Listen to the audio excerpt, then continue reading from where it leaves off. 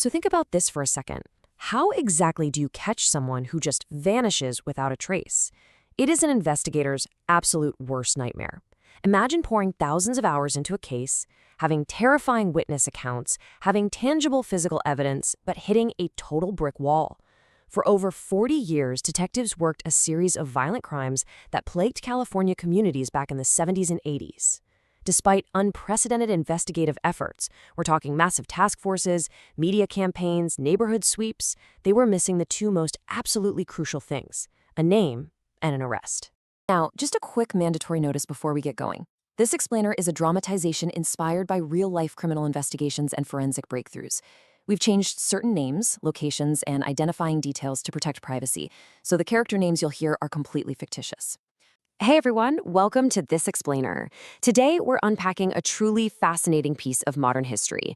We're talking about a 40-year-old mystery, one that literally felt impossible to crack that was finally solved. And the crazy part?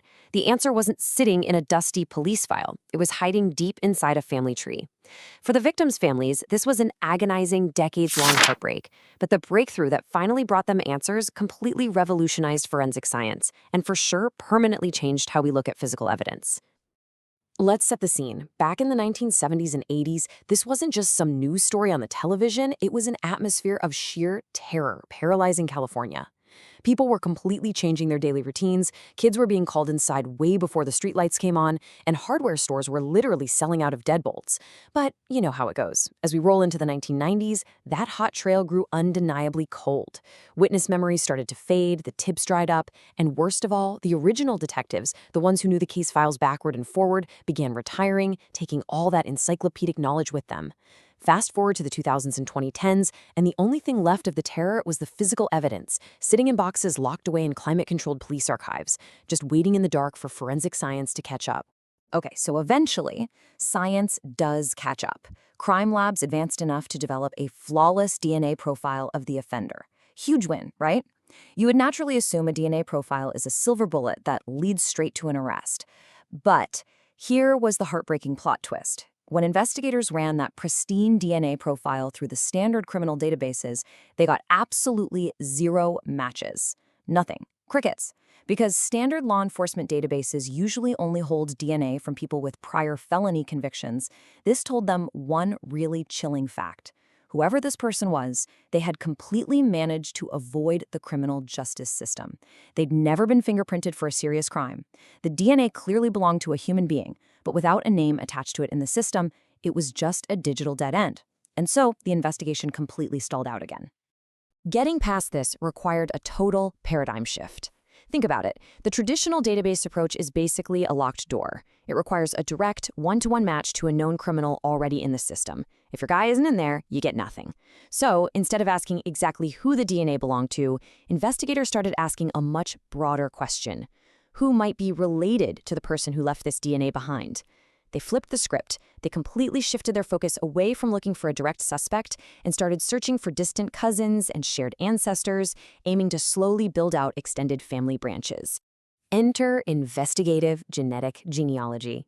This is a genuinely revolutionary approach that follows genetics and family connections rather than criminal records to find the source of DNA. Seriously, imagine realizing that those consumer DNA kits, the ones people use to find out where their ancestors came from, could actually be the key to solving a decades-old crime spree. Analysts took the unknown DNA profile from the crime scenes and uploaded it into a public genealogy database. They weren't looking for the perpetrator right away. They were casting a massive net, hoping to catch third or fourth cousins, just everyday people who had absolutely no idea they shared blood with the phantom or that they were suddenly part of a historic criminal investigation. So it started with uploading the DNA. Then began the wildly agonizing search for distant cousins. And once those distant relatives were identified, genealogists had to work backward in time. We're talking about building sprawling family trees using thousands of historical documents, combing through 19th century census records, obscure marriage certificates, fading birth announcements, and old obituaries. Every single branch, every marriage, every child mattered. It was a grueling, monumental effort to take total genealogical chaos and turn it into clarity, slowly isolating the connections until they could walk forward in time toward a single family line.